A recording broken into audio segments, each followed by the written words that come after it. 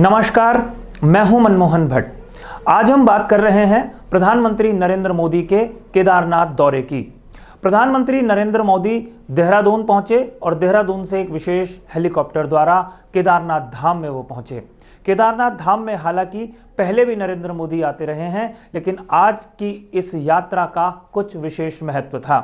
प्रधानमंत्री ने हर बार की तरह इस बार भी भगवान केदारनाथ की पूजा अर्चना की, लेकिन इस बार सबको उम्मीद थी कि प्रधानमंत्री कुछ नया करने जा रहे हैं और सबको इस बात का अंदाजा था कि जिस प्रतिमा का वो आज अनावरण करने जा रहे हैं वो आदिगुरु शंकराचार्य की है। सबकी नजरें इस बात पर आके टिकी हुई थी कि आखिर वो प्रतिमा कैसी दिखती होगी जिसके अनावरण के लिए खुद प्रधानमंत्री नरेंद्र मोदी केदारनाथ धाम में पहुंचे हैं। इस प्रतिमा के बनाने के लिए अच्छी खासी मशक्कत प्रधानमंत्री कार्यालय ने की और उस टीम ने की जिन्होंने एक शिला को तराश कर आदिगुरु शंकराचार्य की प्रतिमा को मूर्त रूप दिया है। 100 टन से ज्यादा की एक शिला का चयन किया गया। बहुत महत्वपूर्ण बात है, 100 टन से ज्यादा की एक शिला का चयन किया गया। उसके बाद उस शिला को तराशने का काम करीब 9 लोगों की टीम ने किया। जब वो शिला का वजन 35 टन के आसपास रह गया तो उसके बाद मैसूर से चिनूक हेलीकॉप्टर के जरिए उस शिला को केदारनाथ धाम में पहुंचाया गया।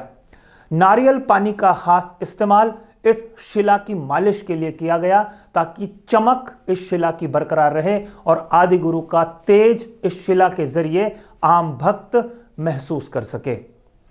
करीब 1 साल तक इस शिला को तराशने का काम किया गया। सितंबर 2020 से इस शिला को तराशने का काम शुरू किया गया था, जिसे 5 नवंबर 2021 को पूरा किया गया।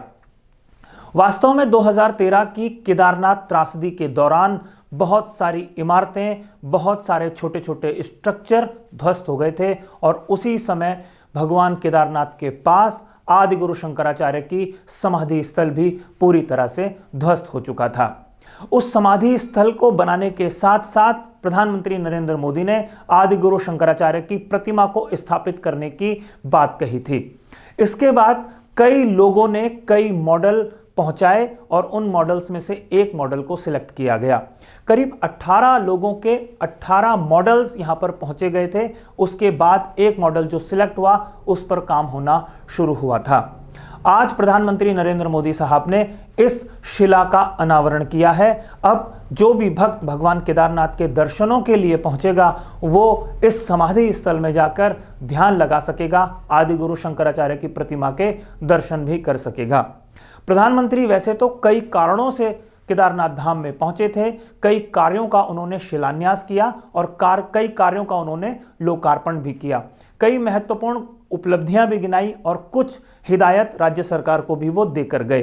लेकिन सबसे महत्वपूर्ण ये था कि जिस शिला का वो अनावरण करने आ रहे हैं आखिर वो कैसी दिखती है। हम अपने इस चैनल के जरिए अपने तमाम सम्मानित दर्शकों को इस प्रतिमा के दर्शन करा रहे हैं। आपसे अनुरोध है, अगर आपको ये रिपोर्ट पसंद आई हो तो इसे लाइक कीजिए, इसे शेयर कीजिए और अगर आपने अभी तक इस चैनल को सब्सक्राइब नहीं किया है तो इस चैनल को भी आप सब्सक्राइब जरूर कीजिए। अगली रिपोर्ट में आपसे एक बार फिर मुलाकात होगी। तब तक के लिए नमस्कार।